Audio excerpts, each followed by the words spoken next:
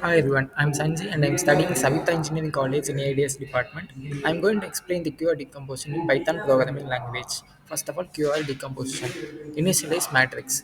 A is an input matrix. Q will store the orthogonal vectors. Columns of Q are perpendicular and must have length 1. U is an intermediate matrix used to calculate the vectors for Q. First column. Take the first column of E and store it in U. Normalize this column. Make its length 1 to get the first column of Q. Subsequent columns. For each remaining column A, start with the columns from A and store it in U. Subtract the parts that overlap with all previous columns of Q to make it perpendicular. Normalize this adjusted column to get the next column of Q.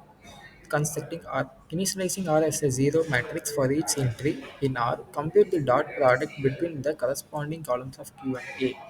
Output. Print the matrices Q and R. Thank you.